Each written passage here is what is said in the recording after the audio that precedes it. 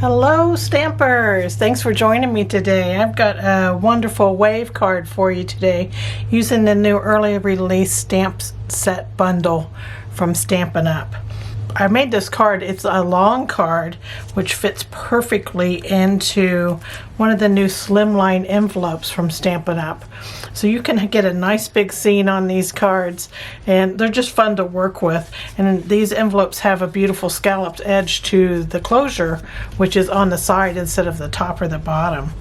And this card is 3.5 by 8.5, and so it goes perfectly in these envelopes. They're nice and big, and they come in 3 different colors. In one pack you'll get Smoky Slate, and then this green, and then also some white. So they're all in the same package here. Let's see if I can get the white out. You can probably see them a little bit better on screen. And isn't that pretty closure? So there are those. Those are the slimline envelopes, and all the links to the products are down below this video. Just click show more and you're going to see all of the panel sizes down there as well. So let's get started on our project here. Like I said, we're going to be using the Waves of Inspiration from Stampin' Up. Isn't this a beautiful stamp set? It has this big wave in it and some really pretty sentiments, and this even has a bird. I didn't use it today, but it's fun to stamp around up in the sky for your scenes. And then we have this great pelican. So that's what the stamp set looks like. And then the dies, they're just so fun to use. The dies have these great waves that cut out. And we're going to be using this die, but there's additional dies in here. There's clouds and little waves and some labels. And you could cut the pelican out and also some birds if you'd like. There's 2 different waves. You could use either one for this project. It's fine. So there are those. And let's see, what else? I wanted to show you what the wave looks like when you cut it out. It comes out like this piece here. Isn't that cool? And that's what I used for the front of this card, for this wave that's more in the foreground. So there is that, and that was cut with the Stampin' Cut and Die machine. So I'm going to set this aside, and we'll get busy on our main panel here. I'm telling you, this is just a fun project. So I used my circle dies. We have layering circle die set that has all different sizes of circles in it. And I used the smallest one, which is 1 1/4. And I die cut it out of 2 layers of Post-it note. So I just took 2 layers and die cut it out of the sticky portion of the Post-it note up here at the top. You could also use a circle punch for that too. Okay, so we have our mask here, and I'm just going to put it, let's see, it's about 1 inch up on the cardstock, and I'm going to say 1.5 inches over from the right side. So there's our circle die, and we're going to use that for our sun. And we're going to start with a blending brush and some Mango Melody ink. We're going to blend this all over the top of our sky here, and I'm going to blend just around that sun mask and then over from it. And I don't want to go any lower than just that very bottom of that mask there. So we're going to fill this sky in here. This is one of my favorite colors when you want to do a nice bright sky, is this Mango Melody. It's awesome. It's very bright. Okay, so there is that. Now we're going to change out, and we're going to go to Cajun Craze ink.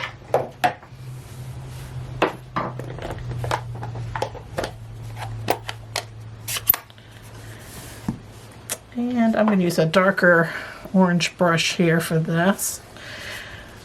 And I'm going to add this at the top of our panel.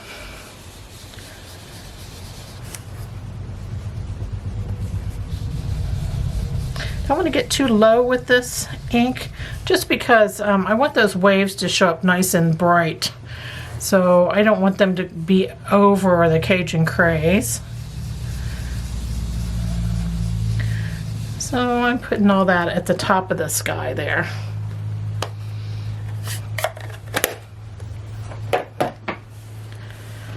All right. So when I die cut my wave die out, I have a mask that is left because this is the negative die cut. So when you die cut it out, keep this piece. And we're going to use this to put our waves in. I'm going to leave that on for now just so I don't get any blue ink in my sun shape.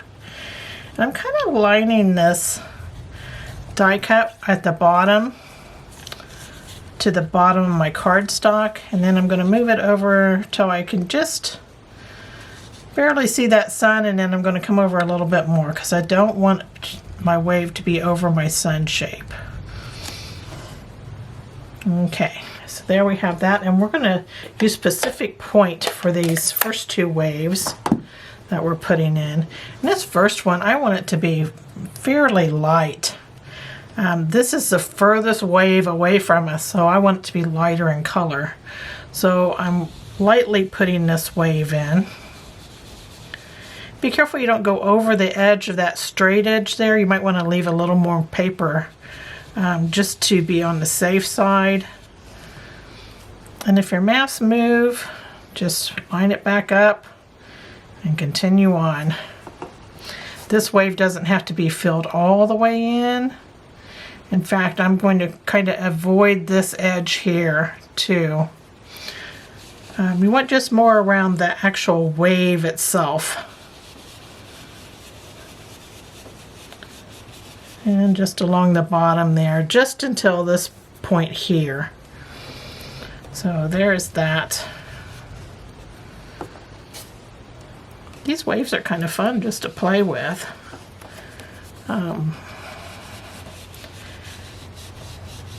I love just putting them in with this negative one to get those far off waves. That's pretty cool. Okay, so this next one, we're going to do it like we're going to line our wave up so the front of the wave just misses that curve there for the wave we just put in. In this wave, I want to put in a little darker, so I'm going to use this Pacific Point a little harder when I use my brush, just to get it a little darker, and I'll just keep putting it on to get that wave dark. And again, you don't have to go all the way to the back side of this wave where it's straight. You just want the wave part of it. And just a little at the bottom.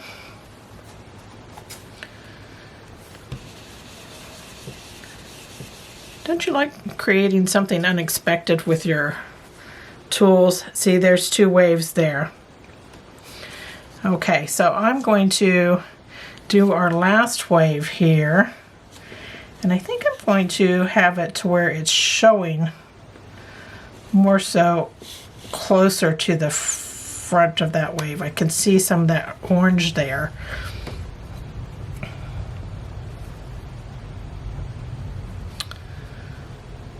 I don't like that. Okay, and then I'm going to switch colors out. I want to go darker with this front wave. So I'm going to bring in Misty Moonlight ink. You could use Night of Navy also for this front wave. You just want to get darker in color.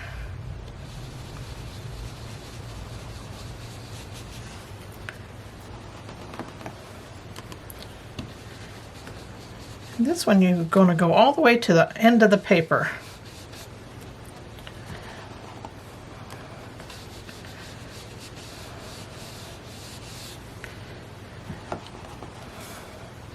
Like I said, you want it darker in color because this is in the foreground, the most foreground, closest to you. So you want it nice and dark. It's all right if some of that orange shows in through your blues, because it's just going to look like the sun is like shining on these waves. And if your waves aren't perfectly lined up, it's okay, because they're not perfectly lined up in the ocean either. So there is our darker one, okay? And you can always go back and put a little bit more along the edge here. There we go. So we're done with our mask for this card.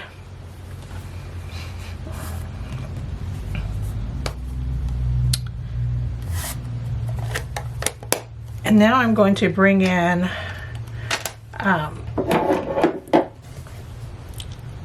some of this Pacific Point, just to fill in a little bit down here at the bottom with our water.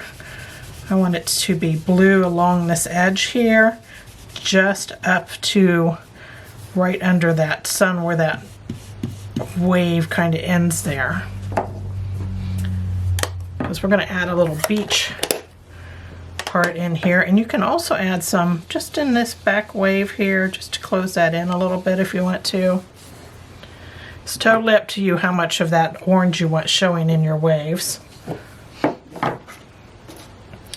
Okay, so now I want some crumb cake for our little beach part.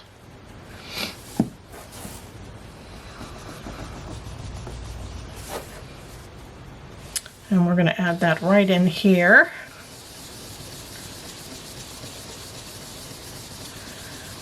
You're just going to come into that blue and up to the orange.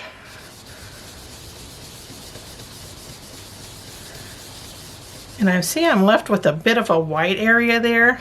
That is so easy to fix if you find that you have that too. Just bring back your Mango Melody and your Mango Melody brush and just add a little bit of color in there. There we go. See? Voila! All fixed. So now we have this really cool sky going on. And I'm going to swap out my paper because I'm notorious for putting fingerprints and stuff on these panels. So I'm just going to flip this paper over just so I have some clean surface to work on. And I'm going to take this sun mask off. Look how bright it is. So I'm going to use that Mango Melody brush again. I'm not going to put any more ink on it. There's plenty left over on my brush. So I'm just going to add some to the center of this sun just to tone it down a bit. You don't want it as dark as your sky, so just do it lightly. All right, and so now we need our little wave here that we die cut earlier.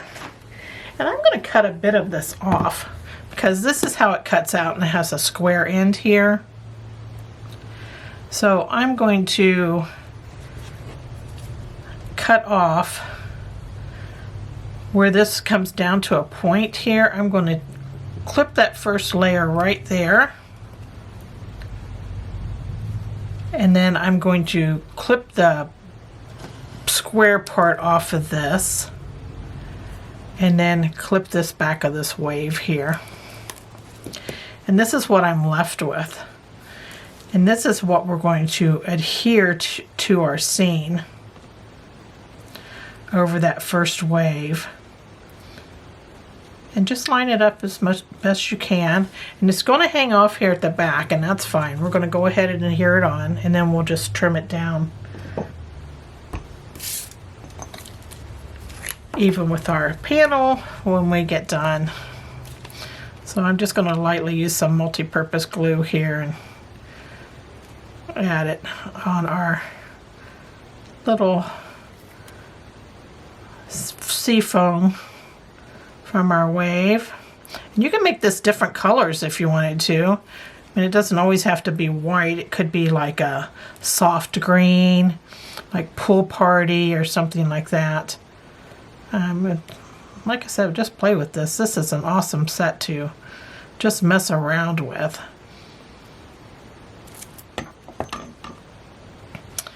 Okay, so I have my wave all stickied up here. I'm just going to add it to this foreground wave here. All right, tap some of that excess glue off. And then where it sticks out, just trim it flush with the back of your panel there. And there is our wave scene. And then we got one more thing I always like to do is take a white gel pen, and we're going to just lightly add dots to the end of this wave here, this middle wave. You can add quite a few to this middle wave here. It's kind of fun. All right, and they look kind of greenish because it's picking up the color in the back. And by the way, your blues will turn green because you have so much yellow in that Mango Melody ink that, you know, blue and yellow make green. So you get this green tone along with your blues. Okay, this is the farthest wave away from us, so we're just going to add just a few dots on it with this white chalk marker. Doesn't have to be as many as the other one because it's much lighter in color. All right, so there is our main scene. So we're going to set it aside for a moment. And we're just going to pick up a piece of white cardstock.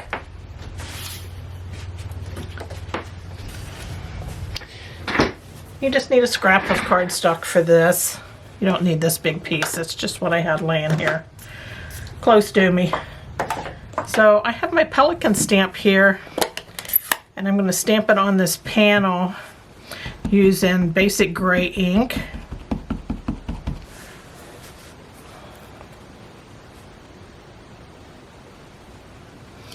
I like to hold my stamp down for at least a count of 5. Have good contact with that paper and you get a much crisper image. Like I said, that was basic gray ink.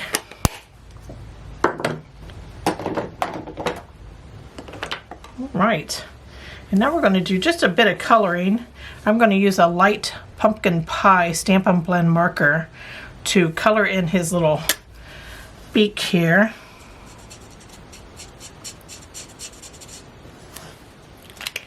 And then I'm going to take some Smoky Slate Stampin' Blend marker, and I'm going to add it to the left side of each of these pillars. It's like the shady side. There we go. And then I'm going to take a light soft suede marker, and I'm going to use the fine point, and I'm going to color in these little ropes on the pillar top. There we go. All right, and now it's ready to cut out. You can use the die cut if you'd like. I like mine trimmed very close. So I'm just going to fussy cut mine out, but you cut it out any way you want, and then I will be right back. Okay, I'm back, and I've fussy cut my Pelican out with a paper snips, but you could use the coordinating die that comes in the bundle. One last thing before I put this on the card, I'm going to add some Smoky Slate along the bottom of this Pelican, just as a shadow right under the wing and down to the tail. That gives him a little bit more life there. Okay, he's ready to go on the card, and so I'm going to put him right here, and I want it even with this taller pillar bottom. So that's going to hang off just a little bit. I'm just going to glue it on.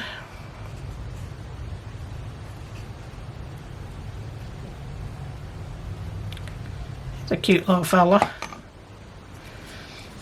Okay.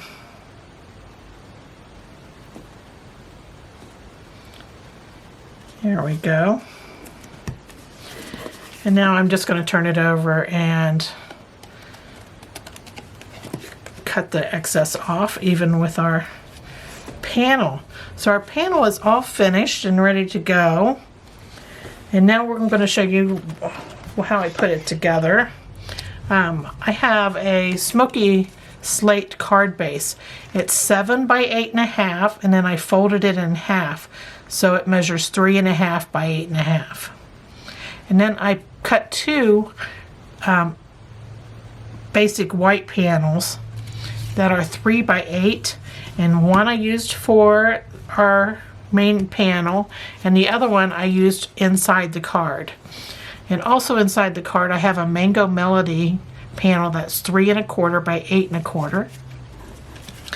And then on the front I have a basic white panel that's 1/8 inch larger than our main panel. So it's 3 1/8 by 8 1/8.